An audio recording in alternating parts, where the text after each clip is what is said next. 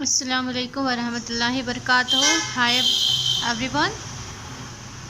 تو بچوں، آج کا یہ جو لیسن ہے وہ ہے سائنس سبجیکٹ کا اور 9th اسٹینڈرڈ یعنی کہ نویں جماعت کے طلباء کے لیے ہے. اور آج کا جو یہ لیسن ہے اس کا نیم ہے مادے کی پیمائش.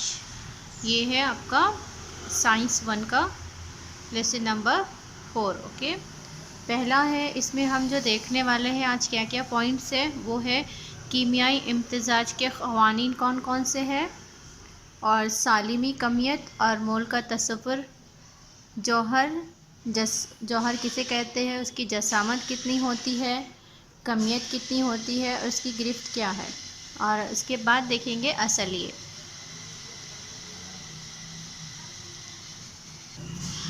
یہاں پر ہم دیکھیں گے کہ کیمیائی امتزاج کے قوانین کیا ہے. سب سے پہلے تو یہ ہیں کہ کیمیائی تعاملات کے دوران اشیاء کے مادوں کی ترتیب میں تبدیلی واقع ہوتی ہے. اس ضمن میں 18ویں اور 19ویں صدی کے سائنسدانوں نے بنیادی تجربات کیے. تجربات کے لیے استعمال شدہ اشیاء اور حاصل شدہ اشیاء کی بے نقص پیمائش کی. ڈالٹن، تھامسن اور رودرفورڈ جیسے سائنسدانوں نے مادوں اور جوہروں کی ترتیب کا مطالعہ کر کے کیمیائی تعاملات کے اصول تلاش کیے. ڈالٹن کے جوہری نظریے اور کیمیائی تعاملات کے اصولوں کی بنیاد پر سائنسدانوں نے مختلف مرکبات کے سالمی ضابطے لکھے.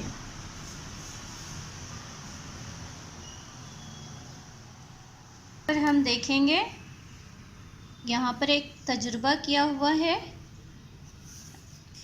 ایک مخروطی سرائی ہے جس میں کیلشیم کلورائڈ ہے اور سوڈیم سلفیٹ، یہ دونوں ہیں. پہلے جو ہے کیلشیم کلورائڈ موجود ہے، اس میں ہم نے سوڈیم سلفیٹ کو ملایا ہے یعنی امتزاج کیا ہے.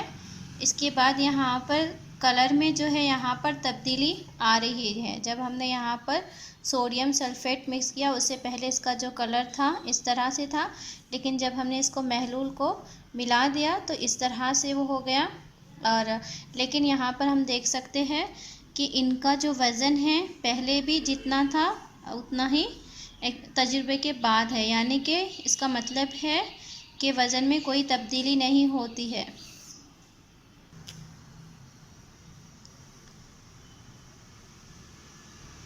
اس کے بعد ہم دیکھیں گے کہ مستقل تناسب کا قانون کسے کہتے ہیں. فرینچ سائنسداں جے ایل پروسیس نے 1794 میں مستقل تناسب کے قانون کی بنیاد رکھی. مرکبات کے مختلف نمونوں کے بنیادی اجزاء کا وزنی تناسب ہمیشہ مستقل رہتا ہے.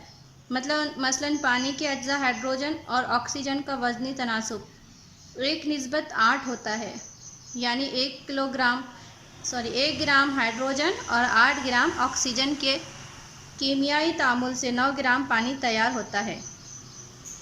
اسی طرح کاربن ڈائی آکسائڈ میں کاربن اور آکسیجن کا وزنی تناسب 3:8، یعنی 44 گرام کاربن ڈائی آکسائڈ میں 12 گرام کاربن اور 32 گرام آکسیجن ہوتا ہے.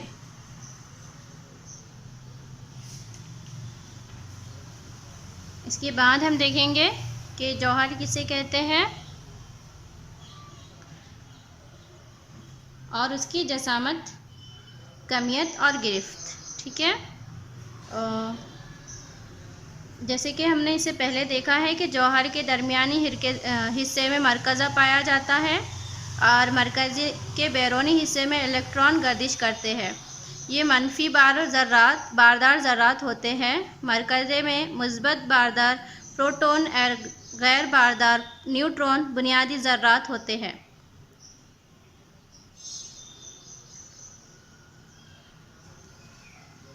جوہر کی کمیت. جوہر کی کمیت اس کے مرکزے میں مرکوز ہوتی ہے، جو اس میں موجود پروٹون اور نیوٹرون کی وجہ سے ہوتی ہے.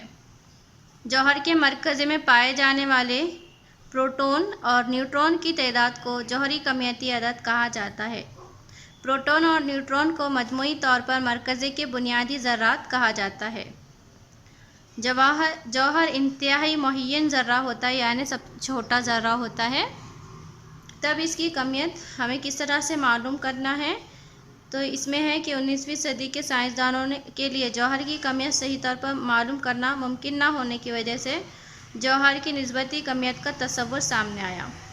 جوہر کی نسبتی کمیت کی پیمائش کے لیے ایک نمونہ جوہر کی ضرورت تھی۔ ہائیڈروجن کا جو سب سے ہلکا ہونے کی وجہ سے ابتدائی زمانے میں ہائیڈروجن کے جوہر کا نمونہ جوہر کے طور پر انتخاب ہوا، جس کے مرکز میں صرف ایک پروٹون ہے۔ ایسا ہائیڈروجن کے جوہر کی موازناتی کمیت ایک اس طرح قبول کیا گیا، اس لیے نسبتی جوہر کی جوہری کمیت کی قیمت جوہری کمیت پروٹون نیوٹران کے برابر ہوئی۔ ہائیڈروجن کے نسبتی جوہر کی کمیت 1 رکھنے پر نائٹروجن کے جوہر کی کمیت 14 گنا ہوتی ہے، اس لیے نائٹروجن جوہر کی نسبتی کمیت 14 ہے۔ اس کے مطابق مختلف عناصر کی نسبتی جوہری کمیت طے کی گئی ہے۔ اس پیمائش طریقے میں کئی عناصر کی نسبتی جوہری کمیتیں عشری اعداد میں طے کی گئی، اسی لیے اس وقت کے ساتھ ساتھ مختلف جوہروں کا نمونہ جوہر کے طور پر انتخاب ہوا۔ بالآخر 1961 میں کاربن کے جوہر کو نمونہ جوہر کے طور پر منتخب کیا گیا۔ اس طریقے میں کاربن کے ایک جوہر کی نسبتی جوہری کمیت 12 تسلیم کی گئی۔ کاربن کے جوہر کے مقابلے ہائیڈروجن کے ایک جوہر کی نسبتی جوہری کمیت 12 ضرب 1/12 یعنی 1 ہوتی ہے۔ جوہروں کی نسبتی جوہری کمیت کی پٹی پر ایک پروٹون اور ایک نیوٹران کی کمیت اندازاً 1 ہوتی ہے۔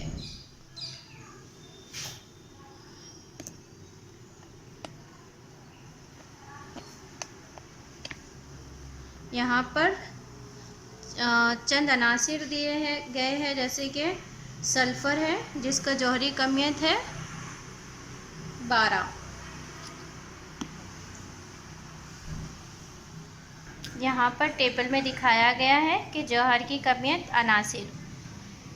جوہری کمیت ہے سلفر کے لیے 32 ہے، کلورین کا ہے 35.5، آرگن کا 40 ہے، پوٹاشیم کا 39 ہے، کیلشیم کا 40 ہے، سوڈیم 23 ہے، میگنیشیم 24 ہے، aluminium 27، silicone 28، phosphorus 31، carbon 12، nitrogen 14، oxygen 16، fluorine 19، neon 20، hydrogen 1، helium 4، lithium 7 اور بیریلیم 9، جبکہ بوران 11۔ یہ ہے عناصر اور ان کی جوہری کمیت۔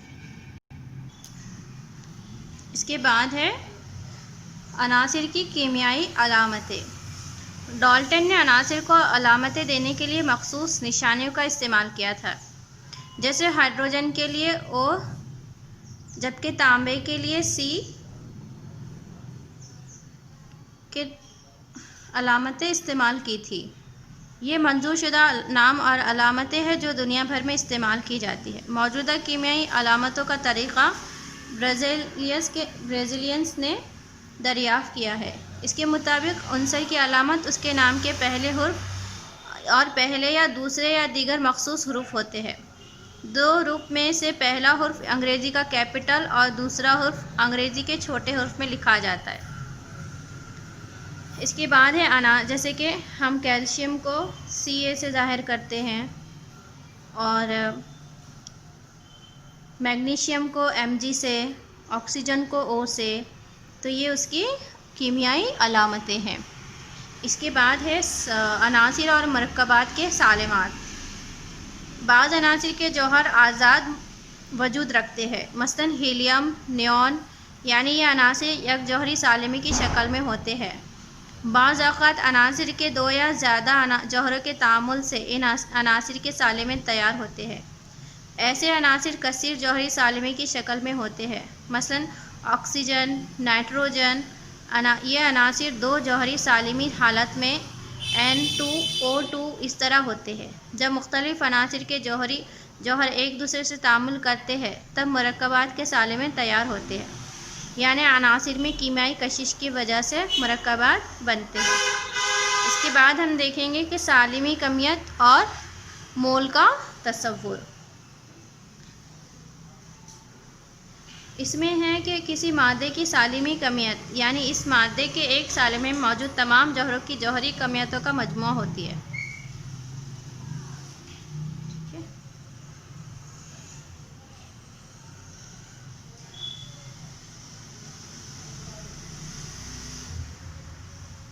یہاں پر مول کے جو مادے کے مول کی تعداد ہے اس کا ضابطہ دیا ہوا ہے، مادے کی گرام میں کمیت اور مادے کی سالمی کمیت، ٹھیک ہے۔ مرکب ایک مول یعنی مرکب کے سالمی کمیت کے برابر قیمت والی گرام میں کمیت ہوتی ہے، ٹھیک ہے۔ اور مول کی جو اکائی ہے SI نظام میں MOL یہ اکائی ہے۔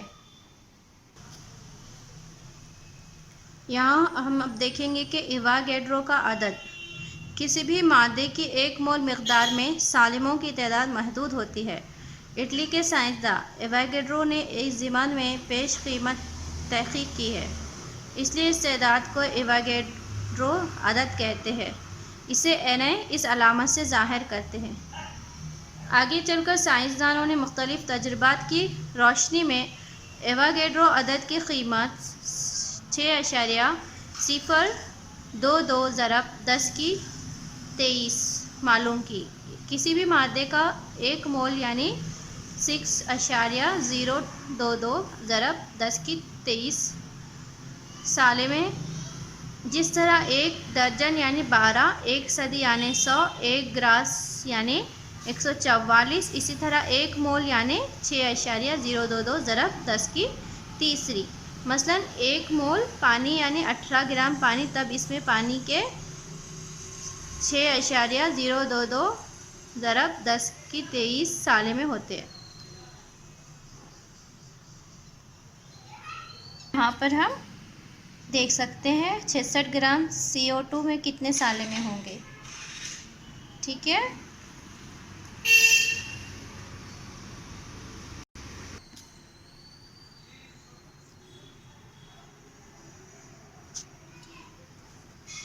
اس کے بعد ہم دیکھیں گے گرفت کسے کہتے ہیں، ویلنسی۔ عناصر کے مرکبات بنانے کی استعداد کو گرفت کہتے ہیں۔ عناصر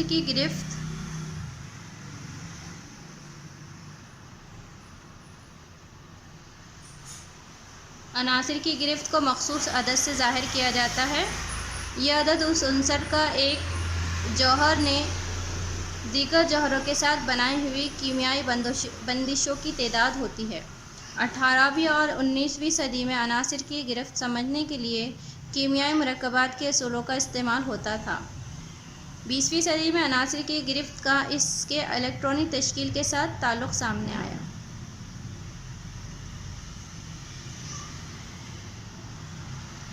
ہم اس ٹیبل میں سمجھ سکتے ہیں کہ سوڈیم کا جو تشکیل ہے 2 8 یعنی کہ اس کے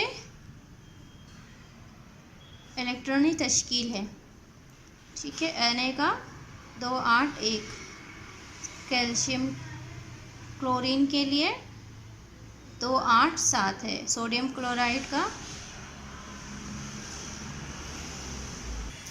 یہاں پر ایک جدول دکھایا گیا ہے جس میں عناصر ہے، اس کے جوہری عدد ہے، الیکٹرانی تشکیل اور گرفتی الیکٹران اور گرفت، ٹھیک ہے۔ اور ہائیڈروجن جو ہے اس کا جوہری عدد 1 ہے اور الیکٹرانی تشکیل اس لیے 1 ہوگی، اور گرفت بھی 1 اور گرفتی الیکٹران بھی 1 ہے۔ ہیلیم کا 2 ہے اور الیکٹرانی تشکیل بھی 2 ہے اور گرفتی الیکٹران 2 ہے اور اس کی گرفت 0 رہیں گی، ٹھیک ہے۔ اس کے بعد ہے لیتھیم جس کا 2 ہے اور اس کی الیکٹرانی تشکیل 2 1۔ بیریلیم جو ہے 4 ہے، جیسے کہ آپ اس میں اس ٹیبل کا مطالعہ کر سکتے ہیں۔ آخر میں یہاں پر مختلف مرکبات کے کیمیائی ضابطے لکھنے کے لیے ان کے اصلیوں کی علامت معلوم کی جاتی ہے، اور یہاں پر تیزابی اصلیے اور اساسی اصلیے یہ دیے گئے ہیں، جیسے کہ پرمینگنیٹ، کلوریٹ، برومیٹ، آیوڈیٹ، کاربونیٹ، سلفیٹ، سلفائڈ، کرومیٹ، ڈائکرومیٹ، فاسفیٹ، یہ تیزابی اصلیے ہیں، اور ان کے جو ہے علامتیں بھی دی گئی ہیں جو آپ کو یاد کرنے میں آسانی ہو جائیں گی۔ اس کے بعد آپ یہاں پر دیکھ سکتے ہیں کہ اساسی اصلیے کون سے ہیں؟ ہائیڈروجن ہے، سوڈیم ہے، پوٹاشیم ہے، چاندی، کیوپرک یا کاپر جسے کہتے ہیں، میگنیشیم، کیلشیم، نکل، کوبالٹ، مرکیورک، میگنیز، فیرس جسے آئرن بھی کہا جاتا ہے، اسٹینس اور پلاٹینم. ٹھیک ہے. آج کے سبق میں ہم نے کن کن چیزوں کا مطالعہ کیا ہے؟ سب سے پہلے تو ہم نے دیکھا ہے کہ مادے کی پیمائش کسے کہتے ہیں، کیمیائی امتزاج کے قوانین کیا ہے، اس کی سالمی کمیت، مول کا تصور، جوہر، اس کی جسامت، کمیت اور گرفت. اس کے بعد ہم نے دیکھی اصلیے. آج کے اتنے لیسن میں اتنا ہی. ابھی آپ کو ہم کچھ سوالات دیں گے جس کے آپ کو جواب لکھنے ہیں.